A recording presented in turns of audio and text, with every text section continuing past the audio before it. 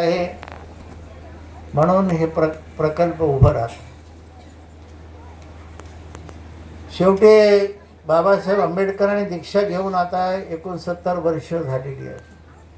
ही परिवर्तनाची प्रक्रिया माझ्या अभ्यासाप्रमाणे हे सामाजिक परिवर्तन आणि त्यातल्या त्यात मानसिक परिवर्तन हे एकदम होत नसतं.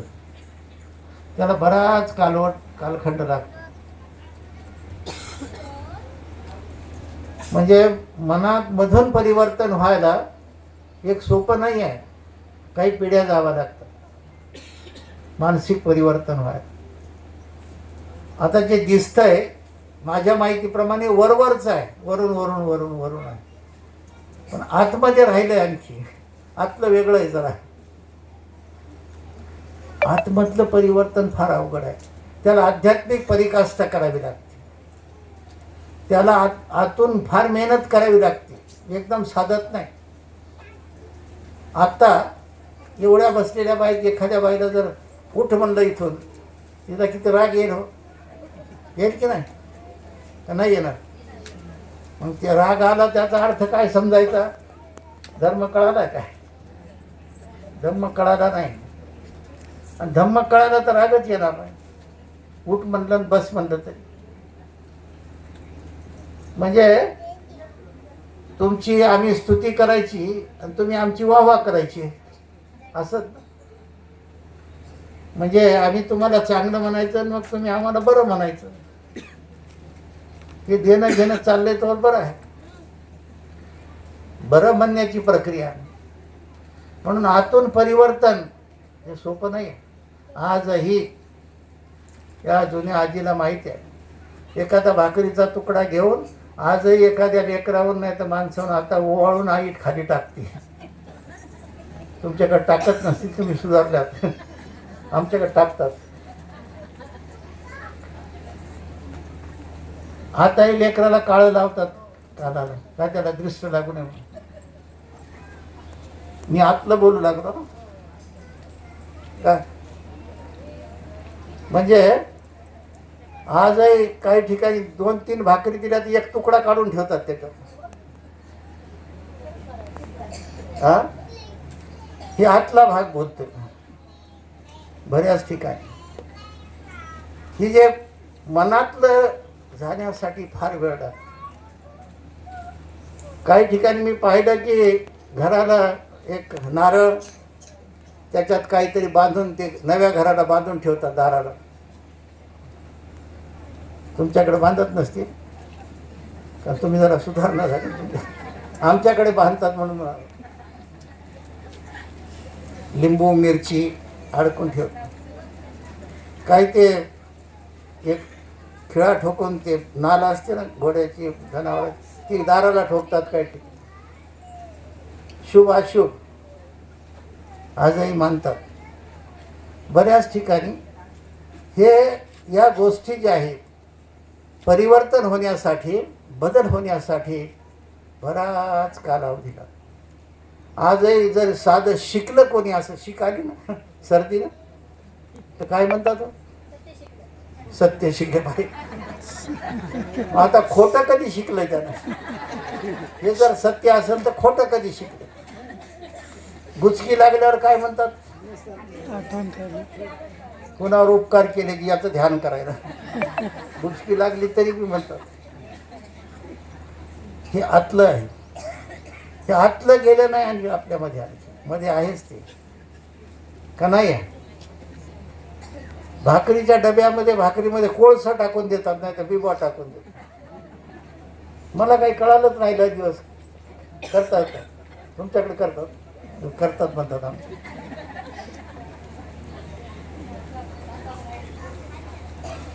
हा जो भाग आहे याला मी म्हणत होतो परिवर्तनाचा जो विषय चाललेला आहे. पादवानो, इथे 1600 वर्ष 1507 पिढ्यापर्यंत मुस्लिमांचं साम्राज्य होतं आपल्या देशावर. मोगलांचं साम्राज्य होतं. तेच लोक आहेत आज. पाटील, देशपांडे, देशमुख जे कोणी असतील सगळे समाज तेव्हाही होता ना. त्यांनी एवढे वर्ष यांचं साम्राज्य कसं सहन केलं, हा एक संशोधनाचा विषय. का सहन केलं एवढे दिवस, का निमूट 7 पिढ्यापर्यंत का ग बसले. इंग्रजांचं साम्राज्य 150 वर्ष होतं ना, 3 पिढ्यापर्यंत इंग्रज होते आमच्या. तेही सहन केलं इथल्या प्रस्थापितांनी, इथल्या लोकांनी, जे स्वतःला आज मोठे म्हणतात ना, त्यांनी सहन केलं. का सहन केलं, कसं सहन केलं, कशासाठी सहन केलं. तेव्हा त्यांनी बंड का केलं नाही. शिवाजी महाराज जन्मले ना आजच्या दिवशी, त्या दिवशी त्या काळामध्ये शिवाजी महाराजांच्या जन्माच्या 1600 शतकामध्ये बुद्धाचं नाणं चलनामध्ये होतं. बुद्धाचं नाणं चित्र असते. आजही ते आम्हाला भंगारमध्ये सापडले. माझ्याकडे आणखी ते नाणं आहे. 1600 मध्ये शिवाजी महाराज जन्मले तेव्हा. आज त्यांचा जन्मदिन म्हणून सांग, म्हणजे शिवाजी महाराजाच्या जन्माच्या वेळेला बुद्धाचं नाणं, ते बी एक रुपया, 1 आना, एक मोठं नाणं, तांबा असते ना, तांब्याच्या याचं आकाराचं, आणि जवळपास 2 इंच आकाराचं. आजही माझ्याकडे 2 नाणे, ते भंगारमध्ये माणूस विकत बसला होता, त्याच्याकडून आम्ही 500 रुपयाला घेतले 2 नाणे आहेत. तात्पर्य सांगायचं हे की हे एवढ्या वर्ष गुलामी या देशाने कशी सहन केली. आम्ही तर सर्वात शेवटी होतो, पहिले नव्हतो. प्रस्थापित होते ना आधी. त्या प्रस्थापित लोकांनी ही गुलामी सहन केली. आम्ही शेवटी यासाठी होतो की आम्ही गिनतीमध्येच नव्हतो. शिक्षण नाही, घर नाही, पद नाही, प्रतिष्ठा नाही, शेती नाही, धन दौलत नाही, खाण्याची सोय नाही, कपड्याची सोय नाही, इज्जत नाही, मोठेपण नाही, मान नाही, आम्हाला काहीच नव्हतं. पण ज्यांना होतं ते का ग बसले होते. म्हणून आज जे मोठी गोष्ट करतात, मोठ्यानं सांगतात, त्या लोकांनी सुद्धा सहन केलेलं आहे. आता 69 वर्ष झाले.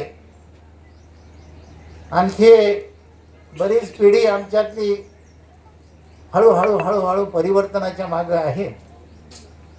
बुद्धाने सांगितलेलं आहे की सर्व अनित्य आहे, अनात्मा आहे आणि दुःख आहे. दुःख, अनित्य, अनात्म म्हणजे परिवर्तनशील आहे, बदलणार आहे की नाही, हे बदलणार आहे.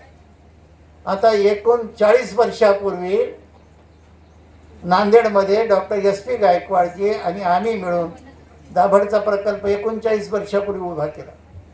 नांदेडमध्ये तेव्हाही लोक होते ना, मोठी मोठी माणसं होतीच ना. त्यांना सुचलं ते.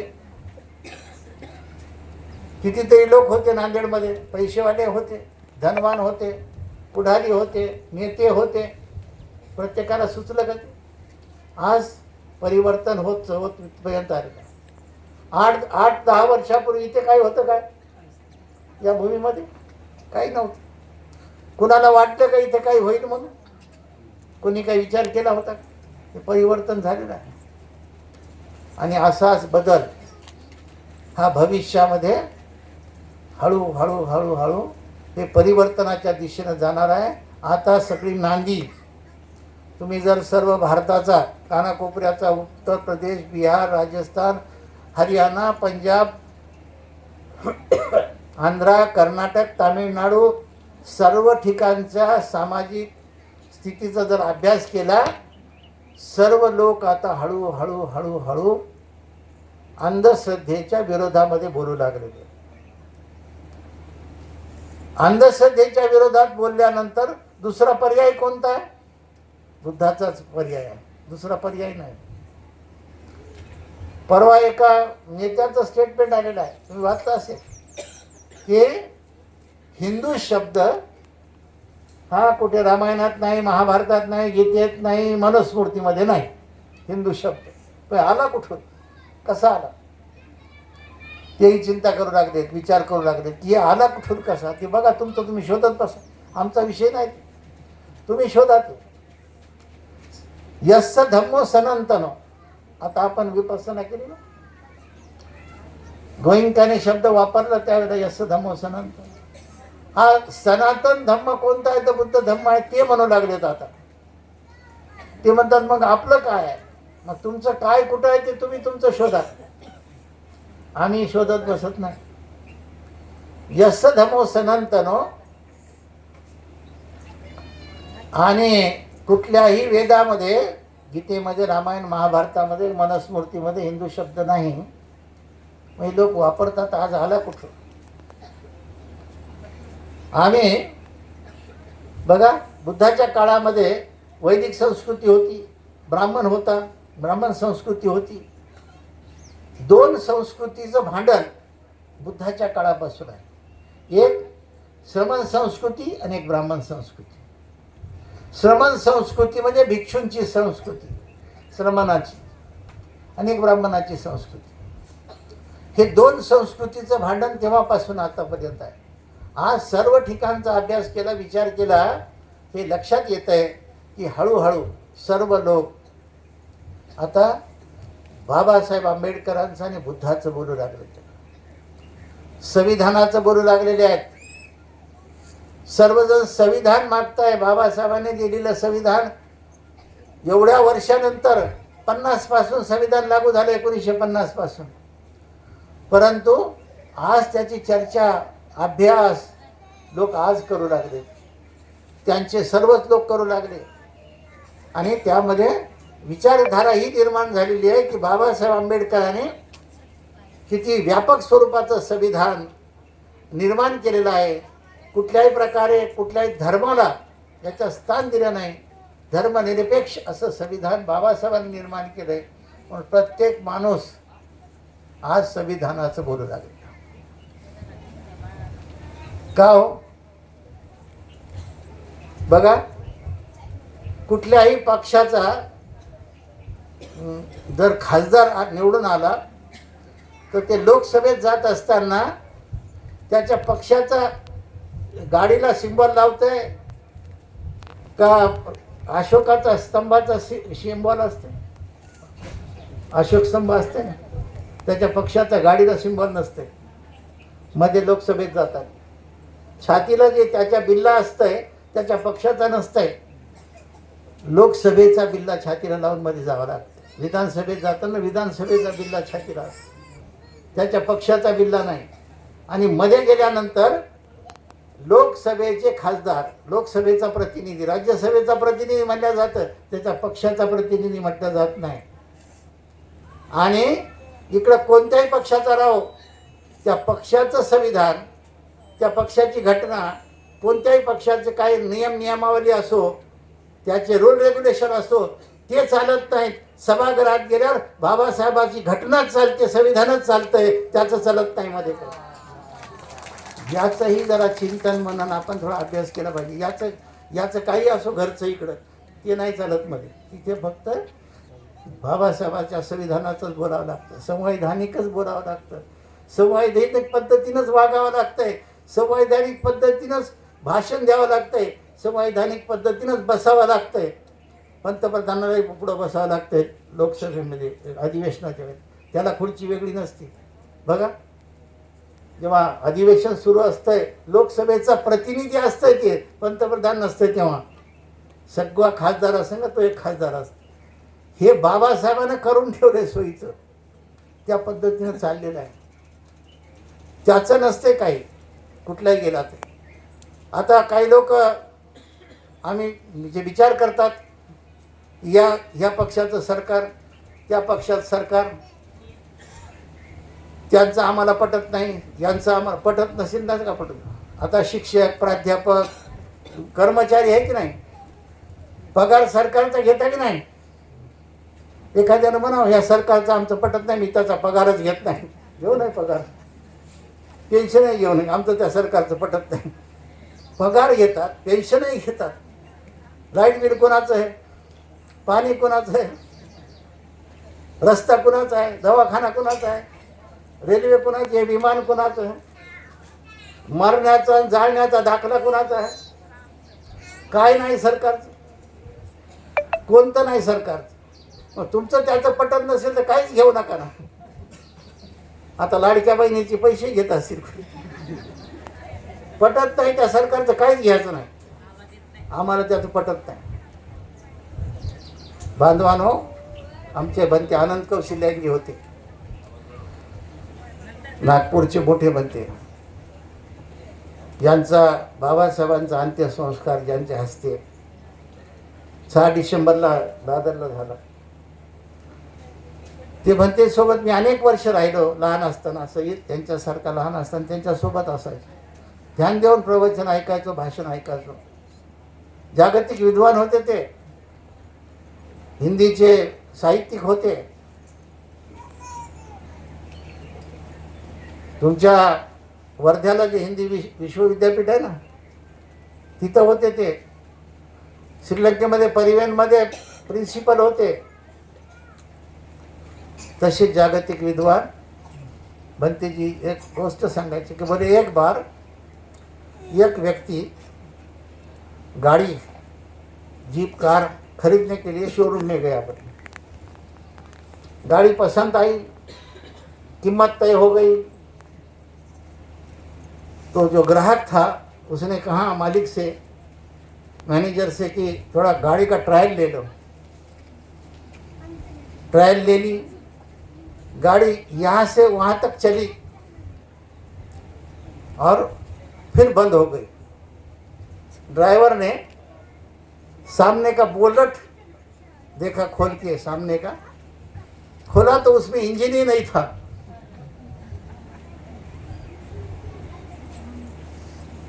तो जो ग्राहक था वो मैनेजर से पूछा कि भाई ठीक है, इंजन भी नहीं आएगा इसमें, कोई बात नहीं, लेकिन यहाँ से यहाँ तक गाड़ी आई कैसी? तो मैनेजर ने कहा कि यहाँ से यहाँ तक जो गाड़ी चली ये केवल कंपनी के नाम से चली, आगे इंजिन के बगैर नहीं जा सकती बोले. बांधवांनो, याचं भंतीजीला सांगायचा अर्थ ते होता की आपली गाडी इथपर्यंत जी आली ती केवळ बाबासाहेबांच्या नावावर आलेली आहे. आपलं काही तेल पाणी त्याच्यात काही नाही. बाबासाहेबांच्या नावावर गाडी आली आपली आणि तेच चालली नावावर. नावावर किती दिवस चालणार? बाबासाहेबांच्या नावावरच आपली गाडी चाललेली आहे. बाबासाहेबाला सोडून आपली गाडी चालते का? चालेल का? आजी आपलं बी काही त्याच्यात तेल पाणी पाहिजे की नाही? आपण बी काही धक्का लावला पाहिजे की नाही? म्हणून हे देशाची गाडी सुद्धा, मी सांगत होतो, हे देशाची गाडी सुद्धा बाबासाहेबांच्या नावावर चाललेली आहे. हा देश सुद्धा, ते सांगायला त्यांना लाज वाटते. परंतु संपूर्ण देशाची व्यवस्था, कायदे व्यवस्था, आणि बरेच लोक, ती एक जुनी म्हण होती, लांडगा आला रे लांडगा आला. तसं आमच्याकडे घटना बदलणारे असं लांडग्यासारखी कोलेकोई करतात मध्ये मध्ये लोक ध्यान आले. तुम्हाला आताही सांगतो, रेकॉर्ड बी करून ठेवा. कोणी कारभारी या देशाचा आला तुरम खा तरी बाबासाहेबांचं संविधान बदलू शकत नाही. तुम्हाला सांगून ठेवतो, लिहून ठेवा, रेकॉर्ड करून ठेवा. बदलू शकत नाही, कारण तशी सोय. कायदे मंडळ वेगळं आहे, न्यायमंडळ वेगळं आहे, राष्ट्रपती वेगळा आहे, स्टेट महाराष्ट्र, तामिळनाडू, कर्नाटक, आंध्र प्रदेश स्टेट वेगळं आहे, स्टेटचे राज्यपाल वेगळे आहेत, स्टेटचा मुख्यमंत्री वेगळा आहे, केंद्रशासित प्रदेश वेगवेगळे आहेत, आणि प्रत्येक ठिकाणी त्याचा स्वतंत्र. तुमच्या जिल्हा परिषदेचा कायदा स्वतंत्र आहे, नगरपालिकेचा कायदा स्वतंत्र आहे, ग्रामपंचायतचा कायदा स्वतंत्र आहे की नाही? का सगळ्याला एकच कायदा आहे? प्रत्येकाचा कायदा वेगवेगळा आहे. प्रत्येकाचं स्वातंत्र्य प्रत्येकाला दिलेलं आहे. ग्रामपंचायतपासून नगरपालिका, महापालिका, जिल्हा परिषद, विधानसभा, विधान परिषद, लोकसभा, या प्रत्येकाला आपापलं वेगवेगळं स्वातंत्र्य काम करण्याचं बाबासाहेबांनं ती सोय करून ठेवलेली आहे संविधानामध्ये. म्हणून सांगतो मी, या गोष्टीकडे आपल्याला घेऊन जातो आहे की परिवर्तनाची जी प्रक्रिया आहे ती आता चांगल्या पद्धतीनं सुरू झालेली आहे. परिवर्तन समाजामध्ये बदल, लोक बदल मागतायत. हळूहळू हळूहळू का होईना, काही वर्षानंतर का होईना. बघा, सर्व आता बाबासाहेब आंबेडकर बुद्धाच्या विचाराचे पायीक होऊ लागलेत लोक, त्या मार्गाला येऊ लागलेत. बाबासाहेब फार दिवस जगले नाहीत आपल्यामध्ये. एक 10-5 वर्ष बाबासाहेब राहिले असते ना, तुम्हाला सांगतो असे खुरगावसारखे विहार, हजारो विहार तुम्हाला आपल्या भागात तिथे दिसले असते. एक भंतेजी नाही, हजारो भंतेजी दिसले असते. बाबासाहेब 10 वर्ष जरी टिकले असते ना, तर असे हजारो भंते आपल्याला या देशामध्ये दिसले असते. एवढी क्रांती झाली असती. परंतु जे काही थोडंसं बाबासाहेबांनी 52 दिवसामध्ये केली क्रांती, 52 दिवस जगले, त्याचंच हे रूप आहे. आणि हळूहळू हे परिवर्तन होणार आहे. मानसिक परिवर्तन व्हायला, मी आधी सांगितलं ना, बदल व्हायला वेळ लागतो. वरवरचं ठीक आहे, पांढऱ्या साड्या घालू आपण, पांढऱ्या बांगड्या करू, काय ते गळ्यामध्ये पांढरं बांधू, आणखी सगळं करू, हे होईल हळूहळू. पण पोटामध्ये माणूस मेल्यावर आजही तोंडामध्ये सोनं टाकतात की नाही? आमच्याकडे टाकतात. काहून टाकतात? एवढं थोडंच टाकतात, जास्तही टाकत नाही. त्यानं जेवढं केलं पूर्ण कमवलेलं टाकावं की नाही? फार लबाड माणसं आहे, सगळं टाकत नाही, थोडंसं. आता जेव्हा पान खायला द्यायचं तर पान खायला दिलं नाही, आता तोंडात पान ठेवून, आणि तिथं गेल्यावर म्हणतात जरा पाणी पाजू द्या. आता जेव्हा पाणी पाजायचं तेव्हा नाही पाजा, तिथं पाणी पाजा. काय पाणी केलं? चेतना गेलेली आहे, संवेदना गेलेली आहे, आता पाणी पाजून काय उपयोग? म्हणजे आम्ही लबाड वागतो किती, हे त्याचं उदाहरण आहे. त्याचे काही गोधडी, काही कपडे असतील ते जाळून टाकतो, पण त्याची गाडी असती, ती गाडी नाही जाळून टाकली. गाडी जाळून टाकावं. त्याचा बंगला असतंय, त्यालाही काडी लावा. त्याच्यात विटाळ नाही काय? त्याच्या बंगल्यात ती राहत होता ना तिथे. म्हातारी संग राहत नव्हता काय? म्हातारीची बी सोय लावा. विटाळ कुठं कुठं नव्हता हो त्याचा, कधीच त्या कपड्यातच होता. हे खोटं वागणं आपल्या धर्मामध्ये, लबाड वागणं नाही, खरं खरं माणसानं वागायचं. हां, त्या ताटामध्ये पुरी, जिलेबी, काय काय ठेवून येतात, दारूची बाटली, मटण, त्याला दाखवायसाठी. मेल्यावर तुमच्याकडे ठेवत नसतील, तुम्ही जरा सुधारल्यात ना. आमच्याकडे ठेवतात म्हणून तुमच्याकडे सुधारणा झाली. कावळ्याला काव काव घरून तिथे खाऊ घालतात. आता तिथं किती कावळे आहेत, आपलाच बाप होता म्हणून त्याच्याकडे काय आधार कार्ड आहे का? आपलाच बाप होता, हेच होता म्हणून आधार कार्ड पाहून आपण त्याला भात शितं टाकतो का? किती कावळे येऊन खातात, मग किती काही बाप होते का आपले? काय कल्पना कशा आहेत? मी जरा म्हणजे आतल्या परिवर्तनाचं सांगत होतो की आम्हाला या गोष्टी बदल आमच्यातल्या राहिल्यात आली थोड्याशा मधून. परिवर्तन, मानसिक परिवर्तन, चैतसिक परिवर्तन, चित्ताचं परिवर्तन, आमच्या शरायताचं परिवर्तन, हे परिवर्तन होणं हे थोडंसं बाकी आहे. आणि हे करायचं आहे आपल्याला हळूहळू. असे केंद्र त्यासाठीच उभे केलेत की आमच्या हे ह्या पिढीत नाही झालं, पुढच्या पिढीत होईल ना बदल. हा, होणार. त्या बसमध्ये जाताना, रेल्वेतून जाताना गाडी जर नदीच्या पुलावून गेली, त्याच्यातून नदीमध्ये 1 रुपया नाही तर 8 आणे टाकतात यांच्यासाठी. मध्ये 500ची नोट नाही टाकत, लय लबाड माणसं. 1 रुपया 2 रुपये चिल्लर टाक. बघा, मेल्यावरही कपाळाला आता बंद केले लावायची 1 रुपया. 500ची नोट लावित नाहीत, 1 रुपया लाव. म्हणजे हे खोटं वागायचं, त्या मेलेल्या माणसालाही धोका द्यायचा, आपणही धोका करून घ्यायचा.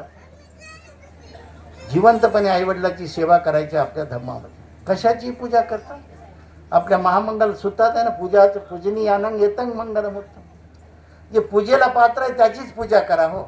जे पूजेला पात्र नाही त्याची पूजा करू नका. आता पूजेला कोण पात्र आहे कोण अपात्र आहे हे निवडण्याची प्रज्ञा तरी तुमच्यात विकसित पाहिजे ना. प्रज्ञा तर पाहिजे की नाही तुम्हाला ते निवडण्याची. काय पूजा कोणाची करावी कोणाची करू नये. लग्नामध्ये ते टोपी ते टावेल देतात गळ्यात आयर. आता बंद झालं.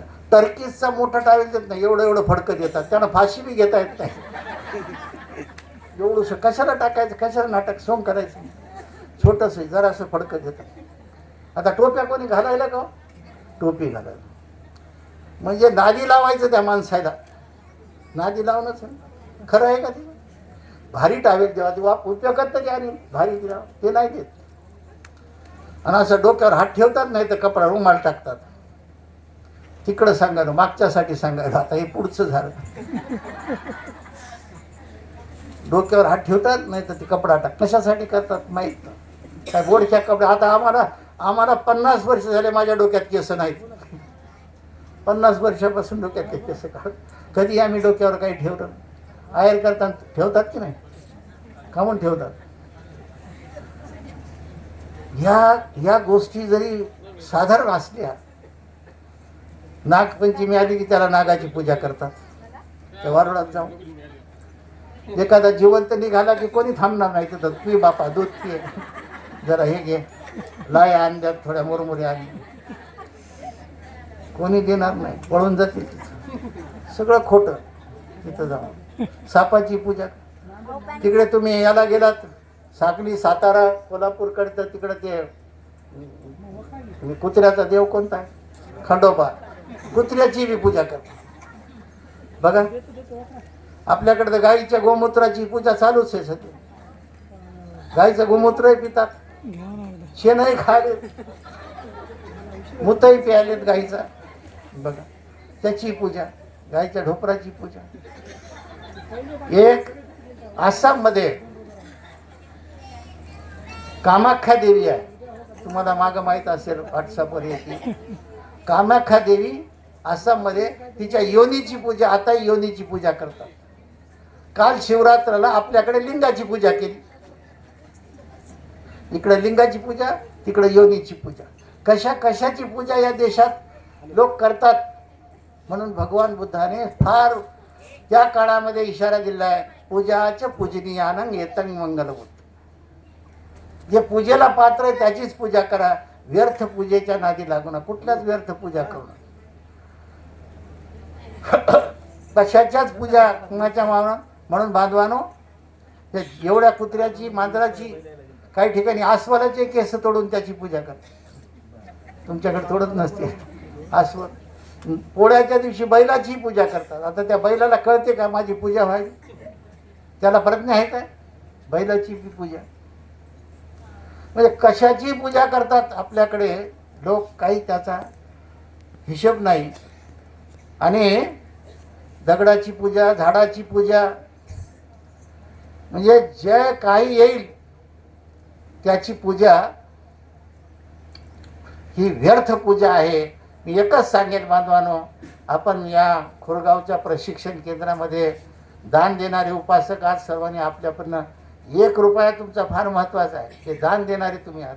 1000 रुपये तेवढेच महत्त्वाचे आहे, लाख रुपये तेवढेच महत्त्वाचे आहे. तुम्ही सर्वजण मिळून फक्त बुद्ध आणि डॉक्टर बाबासाहेब आंबेडकर यांचीच पूजा करायची, बाकी कोणाचीच पूजा करायची नाही. हे नीट लक्षात घ्या. बाकीच्या पूजा सगळ्या व्यर्थ आहे. आपला धम्म हा महान आहे, महान होता, महान राहणार आहे. आशिया खंडामध्ये तुमच्यापैकी आता हे भंतेसोबत थायलंडला बरेच लोक जाऊन आले, मात्र श्रीलंकेला जाऊन आले, बरे आमच्यासोबत आले, बऱ्याच देशाला आले. त्या ठिकाणी आजही बुद्ध धम्म किती महान आहे. बघा, आमचे भंतेजी 3000 किलोमीटर पायी अमेरिकेमध्ये चाललेत. थायलंडवरून जाऊन भंतेजी तिथे कशासाठी चालले? ते काय दान मागत नाही, ते काही प्रवचन देत नाहीत, ते तुम्हाला पायापडा म्हणत नाहीत, आमचे दर्शन घ्या म्हणत नाहीत, तुमचा येल मांडवावर जाईल म्हणत नाहीत, तुमचे 4 हाताचे 2 हाताचे 4 हात होतील हे सांगत नाहीत, तुम्हाला लेकरूबाळ होईल, तुमचं प्रमोशन होईल हे सांगत नाहीत, तुमचं लग्न पोरीचं लवकर होईल म्हणत नाहीत, काही सांगत नाहीत. ते फक्त बुद्धाचा, शांतीचा, करुणेचा, मैत्रीचा, बंधुत्वाचा, युद्ध नको, बुद्ध हवा, एवढा फक्त शांतीचा संदेश देत अमेरिकेत चालेल. अमेरिका ख्रिश्चन देश आहे. ख्रिश्चन देशामध्ये जाऊन आमचा थायलंडचा भंतेजी तिथे पायी फिरताय, त्याचा नैतिक प्रभाव किती पडला. हजारो लाखो लोक अमेरिकेतले ख्रिश्चन लोक त्या भिक्खूंच्या मागं, हे तुम्ही असे फुलं टाकले नाही, ते असे फुलं टाकतायत, भोजन देत आहेत, एकत्र येत आहेत. तिथल्या राष्ट्राध्यक्षाने बघा शासकीय इतमामात, शासकीय संरक्षण त्या भंतेला देऊन हजारो किलोमीटर ते भंतेजी आज जगात अमेरिकेसारख्या ठिकाणी काल 1 तारखेपासून गुलबर्ग्याला जे विहार बांधलेलं आहे मल्लिकार्जुन खरगेंनी, त्या विहारापासून बुद्धवनमपर्यंत, तामिळ आपल्या तेलंगणापर्यंत, तिथंही थायलंडचे भंतेजी आता पदयात्रा सुरू आहे कर्नाटकमधून. मागच्याला परभणीहून चैत्यभूमी पदयात्रा झाली, लेह लडाखला पदयात्रा झाली. आता आमच्या धम्माचलला अजिंठा लेणीला अमेरिकेवरून भंतेजी येत आहेत. 25 आणि 26ला आपल्या धम्माचलला त्यांचा मुक्काम आहे. मोदी धम्माचा काल फोन आला तो अपने पास वो अमेरिके से भंतेजी सब पैदल आ रहे हैं और वो वहाँ खाने का रहने का प्रबंध करना है अजिंठा में, आप है तो आ जाइए 24-25 को अच्छा हो जाएगा. परवाच भंतेचा फोन आला मला छोट्या अजिंठ्याला लेणी पाहण्यासाठी आणि पदयात्रा तिथे येत आहे. हे भिक्षू जगामध्ये बघा नैतिक प्रभाव. आता अंगुलीमालला भगवान बुद्ध काही बोलले का? तुम्ही वाचताना ग्रंथ काहीतरी बोलले का? फक्त अंगुलीमालनं पाहिलं बुद्धाला, मोरल इम्प्रेशन म्हणतात त्याला. पाहिल्यावर जो प्रभाव झालाय, आम्रपालीवर प्रभाव झाला. आम्रपालीनं का आधी प्रवचन ऐकलं होतं का? विशाखानं आधी प्रवचन ऐकलं होतं का? राजा बिंबिसारानं प्रवचन ऐकलं नाही, वेळून दान दिलं, प्रभावित झालं. आंब्याचं वन आम्रपालीने दान दिलं. पाहिल्याबरोबर हे लोक प्रभावित झाले बुद्धाला पाहिल्यावर. हे नैतिक बल बुद्धामध्ये होतं. हजारो भिक्षू, 500 भिक्खून भगवान बुद्ध पाहिल्यानंतर ही माणसं बदलली हो, एकदम बदलली. कोणी वन दान दिलं, कोणी जमीन दान दिल्या, कोणी सोन्याच्या मोहरा आथरून जमिनी दान दिल्या. हा प्रभाव झाला, हा नैतिक प्रभाव आहे.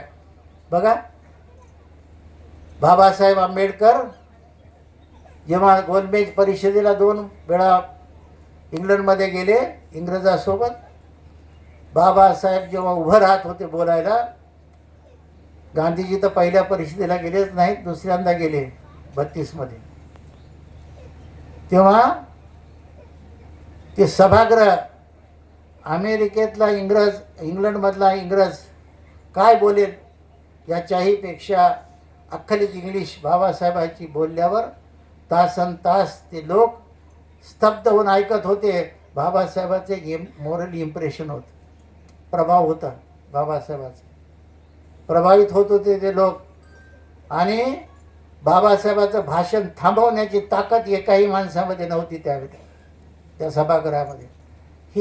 हे जे आहे या भिक्खू संघाचा जो त्यागाचं बल आहे, भिक्खूचं जे चारित्र्याचं बल आहे, भिक्खूचं जे परिवर्तनाचं बल आहे, जे समर्पणाचं बल आहे, ते बल, त्या बलाचा प्रभाव त्या काळातही होता, आजही आहे. America, Thailand, Korea, Japan, Sri Lanka, China इकडेही तो आहे.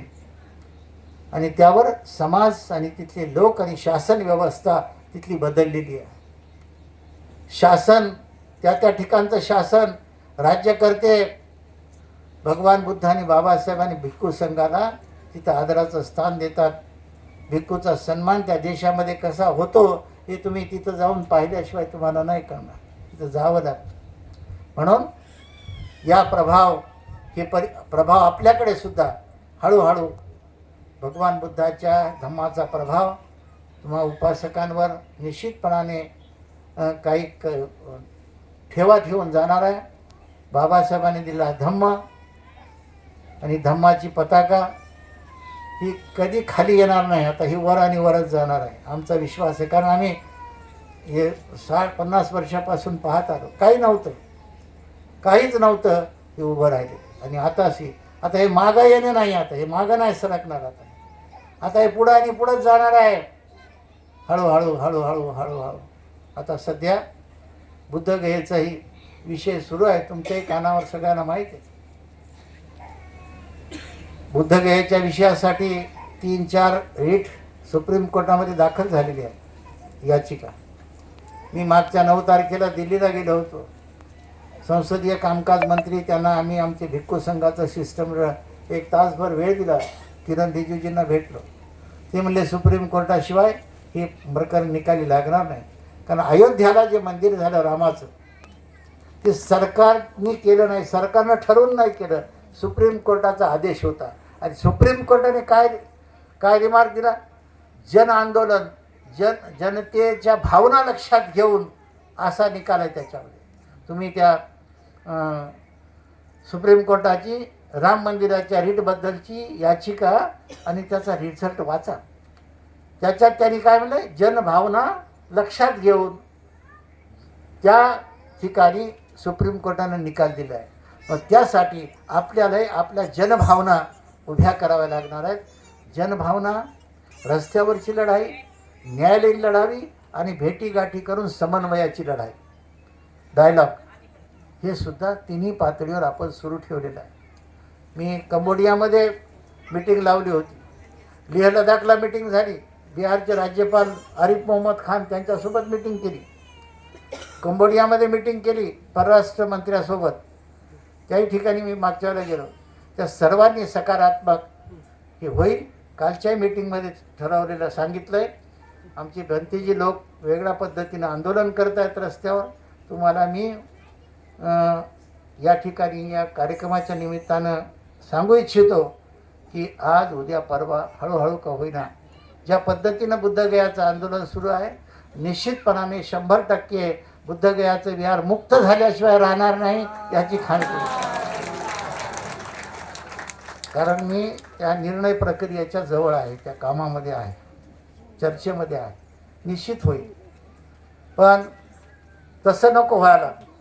आता चॅन्टिंग झाली परवा, आपले त्रिपिटकात चॅन्टिंग झाली ना तिथे कार्यक्रम. मागच्या वेळेला आपल्याकडे काही लोक गेले, थायलंडचे, श्रीलंकेचे, जपानचे, तिबेटचे लोक आजही तिथे बुद्धगयेला बोधिवृक्षाखाली वंदना करतात की नाही? आपल्याकडून बुद्धगयेला जाऊन वंदना करतात की नाही तिथं लोक? सध्या वंदना सुरू आहे, चॅन्टिंग सुरू आहे, आपलं काही थांबलेलं नाही. असं नको व्हायला. नेसल तर अशीच नेसल, नाही तर काय ते बुद्धगया मुक्त झाल्याशिवाय मी जाणारच नाही बुद्धगयाला, असं नको. की होईल, आमचं जाणं चालू ठेवावं लागणार आहे, आमचं रस्त्यावरचं येणं चालू सांगणार आहे, आमचं ओरडणं चालू राहणार. कारण संघर्षाशिवाय आपल्याला काही भेटलेलं नाही. लढाई चालू राहणार आहे. बुद्धगया ही होईल. आता फिकर पडली त्यांना ही आहे, या प्रस्थापितांना, या देशातल्या लोकांना, की उद्या हे बुद्धगयाचं तिथे जे काय श्राद्ध पक्ष आणि पिंडदान चालते, ब्राह्मण येतात, आपल्याला ते थांबवायचं. तर ते सरकार थांबवलं, ही पिंडदान आणि श्राद्ध पक्ष करायचं. ते मध्ये येऊन ते एका कोपऱ्यात करतात, ते त्यांच्या पद्धतीने ते थांबेलंही. पण पुढची भीती अशी आहे त्यांना की उद्या हे झालं, हे लोक उद्या म्हणतील बालाजीचं बी आमचंच आहे, पंढरपूरचं आमचंच आहे, शिर्डीचं आमचंच आहे, नावड्याचं आमचंच आहे, काळाराम मंदिर आहे आमचंच आहे, सोरटी सोमनाथ आहे आमचंच आहे, ओरिसाचं सूर्य मंदिर आहे आमचंच आहे. हे एक झाल्यावर थांबतील का? हे थांबणारे माणसं नाही, हे मागतच राहतील. याला मागायची नाही सवय. म्हणून त्यांना ही भीती आहे, हे झाल्यावर दुसरा कार्यक्रम चालू करतील आणि हे कार्यक्रम सुरूच राहील. मग काय करायचं? कारण त्या सगळ्या ठिकाणी बुद्धाचे अवशेष आहेत ना. म्हणजे मागतायत म्हणजे आम्हाला वेळ लागलं काय मागायला? तिथे पुरावे आहे. आजही तुम्ही परळीला जा, औंढ्याच्या मंदिर, आपल्या औंढ्याला बी आणि त्या परळीच्या नागनाथ वरच्या 4ही बाजूला बुद्धाच्या मूर्त्या आहेत, आजही आहेत की नाही? आहे ना आपल्या. तुम्ही बाबासाहेबांनी जे काळाराम मंदिराचा सत्याग्रह केला नाशिकला, त्या काळाराम मंदिराच्या वर जाऊन बघा. त्यांनी आता काय केलंय, त्याला झाकून टाकले कपड्यानं, त्याला माहीत झालं. लोक फोटो काढून व्हिडिओ निघाले म्हणून कापड्यानं झाकलं. आता असं कोंबडं झाकल्यानं दिवस निघायचं राहते. कोंबडं झाकल्यानं दिवस निघणारच आहे. तुम्ही असे झाकले, तोडले, कितीतरी तोडल्यात, पण ते झाकणार नाही. जे खरं आहे ते या देशाची संस्कृती आहे. हियान संघ चिनी प्रवाशांचं वर्णन वाचा काळजीपूर्वक. छोटे एवढं आहे, जास्त मोठं पुस्तक नाही. त्याने लिहिलंय की आम्ही सर्व जम्बूद्वीप फिरलो. जम्बूद्वीप म्हणजे भारत. सर्व फिरलो. बुद्ध आणि सम्राट अशोकाशिवाय या देशात आम्हाला काहीच सापडलं नाही असं लिहिलंय त्यांनी. काहीच नाही म्हणलं या देशामध्ये. आता तुम्ही श्रीलंकेला गेला असाल ना, काही लोक गेलते का? कोण कोण गेलतं श्रीलंकेला? तिथं काही अशोक वाटिका आहे काय? तिथं काही अशोक वन आहे काय? सीताची काही आहे का तिथं सोय? रावणानं कुठं ठेवलं होतं काय आहे का? रावणाचं काय आहे का? तेव्हा हे आले होते. रावणाचं नाही, सीताचं नाही, रामाचं नाही, काही नाही तिथे. त्या श्रीलंकेमध्ये काहीच नाही. अख्खा श्रीलंकेन हिस्ट्री तुम्ही जर पाहिली तर त्याच्यामध्ये कुठेही याचा गोष्टीचा उल्लेख नाही. म्हणून आपले माणसं तिथे गेल्यानंतर हे विचारतात, विचारल्यानंतर ते हसतात आणि आपल्याला वेड्यात काढतात की काय माणसं पागल आहे म्हणतात. या देशात जे आहे ते विचारितात, जे नाही तेच विचारतात तिथे येऊन. म्हणून इथे जी संस्कृती आहे यासाठी भीती आहे की आपण दुसरेही मंदिराचा लढा उभा राहील हळूहळू, यासाठी भीत आहेत. मी तुम्हाला विषयांतर करत करत बाबासाहेबांच्या दीक्षेला यश येणार नाही, अपयश कधीच येणार नाही, यश येत राहील. सामाजिक परिवर्तन हळूहळू होत राहणार आहे, होणार आहे. त्यासाठी आपल्याला हे सांघिक कष्ट, मेहनत असे भंतेजी तयार करावे लागले, भिक्षू तयार करावे लागले, प्रशिक्षित भिक्षू तयार करावं लागणार आहे, त्याग करावा लागणार आहे. फक्त पैशाने होणार नाही. म्हणून जसं मला हे काम करत असताना या 50 वर्षामध्ये चांगल्या पद्धतीचं यश आलं, चांगले भिक्खू तयार झाले. म्हणजे पय्याबोधी असतील, पय्यानंद असतील, पय्या धम्मशील असतील, महावीरो असतील, पय्यावंश असतील, आमचे जेवढे भंते जे शीलरत्न नांदेडचे आहेत, आमचे जिनरत्न आता वारले ते नाहीत आपल्यामध्ये, पद्मरत्न नाहीत आपल्यामध्ये, अनेक अनेक भंतेजी जे उभे केलेत ते भंतेजी उभे झालेत. मला वाटतं तसा शेतकरी आहे, मशागत करतोय, पेरतोय आणि चांगले कणस येऊन उभे राहिले, पीक चांगलं आलं तर त्या शेतकऱ्याला आनंद होतोय की नाही? पीक चांगलं. तसं हे जे उभं राहिलं आहे हे पाहिल्यानंतर मला त्याच्यात आनंद आहे की बा चला आपलं जिंदगी, आपलं वेळ, आपली शक्ती आणि आपलं आयुष्य वाया गेलं नाही, चांगलं पीक उभं राहिलं याचा मला आनंद आहे. हे जे उभं राहिलं ना, चांगले कणस आलेत बा, चांगलं सुपीक होत आहे आणि फळाफुराला आलं आहे, चांगलं होऊ लागलं आहे, तर आपली मेहनत वाया गेली नाही, श्रम वाया गेले नाही, आपला त्याग वाया गेला नाही, आपलं श्रम, आपला पैसा वाया गेला नाही, जे काही केलं असेल ते वाया गेलं नाही, त्याचा आनंद मला आहे. म्हणून खुरगावचं सेंटर हे आज आहे, आणखी 5 वर्षानंतर, आणखी 10 वर्षानंतर वेगळ्या स्वरूपामध्ये नावारूपाला पाहायला आपल्याला मिळणार आहे. आणि निश्चितच याची हळूहळू आता हे मागं जाणार नाही, पुढेच जाणार आहे. आणि पय्याबोधी जे प्रयत्न करत आहेत त्याला आपली सगळ्यांची आजच्या कार्यक्रमावरून लक्षात आलं की साथ आहे. चांगली उपासकांची ग्रामीण आणि शहरी भागातून साथ आहे. अशी साथ करा. आणि आजच्या तारखेला आपण परिषद या कार्यक्रमासाठी उपस्थित झालात आणि सर्वांनी चांगल्या पद्धतीने ऐकून घेतलं, त्याबद्दल परत एकदा नांदेड उपासक मंडळी, बाहेरगावून आले उपासक मंडळी, ग्रामीण भागातून आले उपासक मंडळी, सगळ्यांना धन्यवाद.